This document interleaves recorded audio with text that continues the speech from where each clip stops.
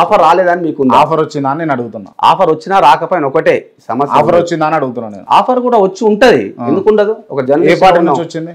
ఏ party వాళ్ళైనా మొగ్గు చూపొచ్చు, అడగొచ్చు, వాళ్ళ పర్సన్ ద్వారా అడుగుపియొచ్చు, ఏ పార్టీ అయినా. ఇక పార్టీల గురించి ఎందుకంటే ఇప్పుడు మనం అక్కడ పోలే కాబట్టి ఎవరిని మనము అది మాట్లాడవాలి. ఎందుకంటే నేను తీసుకోలేదు మరి ఎందుకన్నా ఇప్పుడే నేను చెప్తా ఉన్నా, ఇది రాజకీయ ఎన్నికలు కాదు, రాజకీయ గుర్తులు ఉండయి. బీఆర్ఎస్ గుర్తుండదు, కాంగ్రెస్ గుర్తుండదు, బీజేపీ గుర్తుండదు, ఇంకా ఏ పార్టీ గుర్తు కూడా ఉండదు.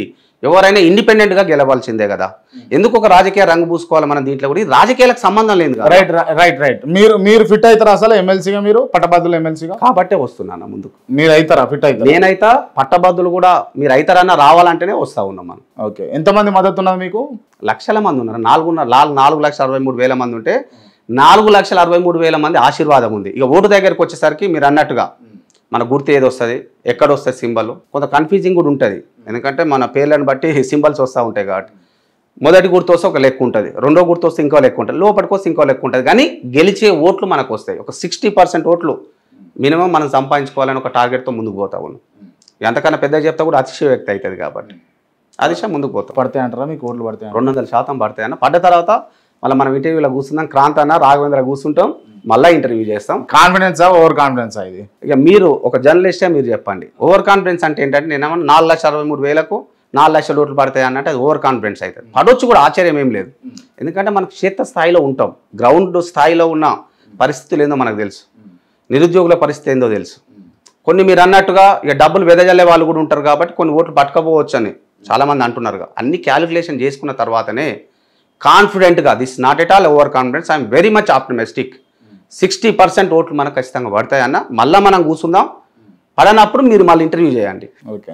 మీరు పడితే అని ఇంత దిమాగ్ చెప్తా ఉన్నారు కదా, అసలు కారణం ఏమై ఉండొచ్చు? మీరు డబ్బులు ఇస్తా అని చెప్పేసి మీరు ఫిక్స్ అయినారా? నేను ఇంతకుముందు చెప్పినా 4.5 కోట్ల డబ్బులు నా దగ్గర ఉన్నాయి, 4.5 కోట్ల ప్రజల మద్దతు నాకు ఉంది. ఎందుకంటే ఒక 4-5 రోజులుగా మీరు పూర్తి స్థాయిలో రాజకీయ నాయకునిగా మారిపోయినట్టుగా మాట్లాడుతూ ఉన్నారు. నేను అదే చెప్తున్నాను, రాజకీయానికి మన మాటలు కూడా తేడా చెప్తా. ఎందుకు చెప్తా ఉన్నానంటే ఒక జర్నలిస్ట్గా మనం నికార్స్గా పనిచేసినాం, ఒక నమస్తే తెలంగాణ పనిచేసినాం, ఒక మునుగోడు ఇన్ఛార్జ్గా పనిచేసినాం. అంటే ఉమ్మడి జిల్లా ప్రజల ప్రేమ ఉంది, దాన్ని ఇంకాస్త ముందుకు పెంచాలి. ఏ పత్రికలో పనిచేసినా నిజంగా ఇప్పుడు KRTVలో పనిచేస్తా, మనకు ఏజెండా ఉంటుంది, వాళ్ళు పనిచేయాల్సింది. దాని నుంచి బయటపడడానికే వి డిజైన్ RGB మీడియా క్లియర్గా. అంటే నా గొంతు ప్రజలకు బలంగా వినిపించాలి. RGB అంటే రాఘవేంద్ర అది క్వశ్చన్ అడగలేదని చూస్తా ఉన్నా అప్పటి నుంచి. మొట్టమొదటి క్రాంతి అంటేనే కొంత డిఫరెంట్గా వెళ్తూ ఉంటుంది ఇంటర్వ్యూ కదా, ఇది అడగాలనుకో. రాఘవేంద్ర ఎనీయో థ్యాంక్ యూ ఫర్ దట్. ఎందుకంటే ఇంకొంతమంది కూడా తెలియాల్సి ఉంటుంది రాఘవేంద్ర. అంటే ఇక నేను ఏం చెప్తా ఉన్నా అంటే క్షేత్రస్థాయిలోకి వెళ్తూ ఉన్నాం, మనం ప్రజల కోసమే పనిచేసినాం. నిజంగా చెప్పాలంటే మీరైనా మనమైనా, ఎందుకంటే ఒక రూపాయి వెనుక ఆస్తి లేదు, అంతస్తులు లేవు, కేవలం కొంత ప్రజలు పంచిన విజ్ఞానం ఉంది, ప్రజలు పంచిన నాలెడ్జ్ ఉంది, ప్రజల పక్షాన పోరాటం చేయాలని ఒక దృఢమైన సంకల్పం ఉంది. ఇవి చాలా అన్న. Okay right. మీరు నమస్తే తెలంగాణ పత్రిక నుంచి బయటకు వచ్చి ఛానల్ పెట్టుకోవాల్సిన కారణం ఏంది? అదే అని చెప్తున్నాను. ఒక 10 ఏళ్ళు పనిచేసినాం, సుమారు అద్భుతంగా పనిచేసినాం, అద్భుతమైన కథనాలు ఇచ్చినాం. ఎక్కడైనా ఇక స్ట్రీట్ చిల్డ్రన్స్ ఉంటారు, అద్భుతంగా రాసినాం. అంటే అనాథ పిల్లలు ఉంటారు, సరే ఒక స్పెషల్ సిరీస్ వచ్చిన అద్భుతమైన కథనాలు ఇచ్చినాం. మానవీయ కోణం, కన్నీళ్ళు కూడా గోసపడ్డాం. అప్పుడు నాకు అనిపించింది, ఒకానొక దేశంలో ఒక పత్రికలో పనిచేస్తున్నాం, పెద్ద పత్రిక, మంచి గుర్తింపు వచ్చింది. రాఘవేంద్ర అంటే ఉమ్మడి నల్గొండ జిల్లా ప్రజలకు తెలియకుండా ఏం లేదు.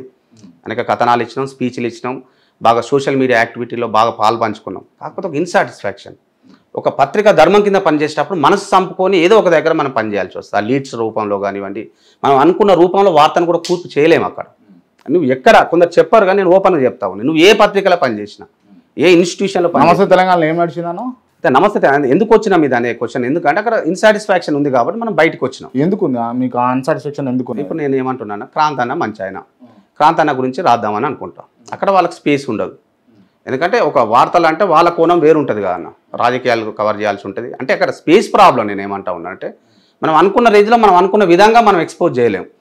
నిజంగా కూడా ఆపదలో ఉన్న పిల్లలకు ఆపనాస్తం అందించాలని ఒక వార్త రాయమనంటే నేను రెగ్యులర్గా ఒక సిరీస్ పెట్టుకోవాలనుకుంటున్నాను. నేను అంటే ఒక గ్రామాన్ని యూనిట్గా తీసుకుంటా ఉన్నా, అది క్రాంత్ అన్న గ్రామమే అనుకుందాం. అక్కడ అనాథ పిల్లగాడు ఉన్నాడు, దాన్ని యూనిట్గా తీసుకొని అనాథ పిల్లల బాధలేంది, వాళ్ళ కష్టాలు ఏందని ఒక 1 వీక్ వరకు మనం రాయాల్సి ఉంటుంది.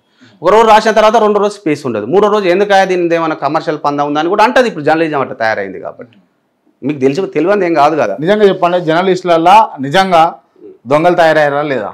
ఒక జర్నలిస్ట్గా చెప్పండి. దొంగలు తయారైనరా నేను అన్నాను? దొంగలు తయారు చేసిరా? దొంగలు తయారు చేసిరు నేను అన్నగా నేను ఒకటే నేను ఏమంటుంటే అర్థం చేసుకోండి.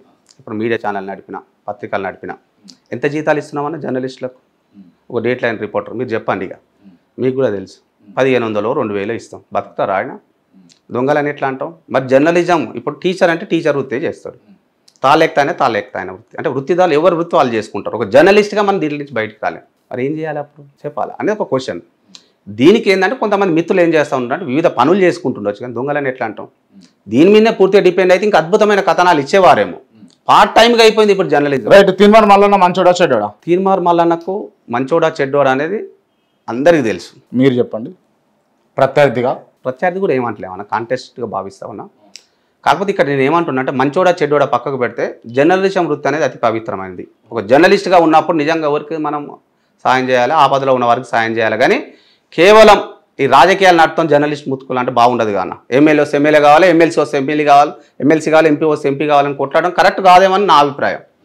ఎందుకంటే ఒక జర్నలిస్ట్గా నువ్వు ఉన్నప్పుడు నేను ఒకటే అంటా ఉన్నా, ఇవాళ ఆర్జీ మీడియా నేను పెట్టినా, ఇవాళ కంటెస్ట్ చేస్తూ ఉన్నా, నేను అనుకున్నప్పటి నుంచి నేను మార్నింగ్ న్యూస్ లైవ్లోకి రావట్లేదు.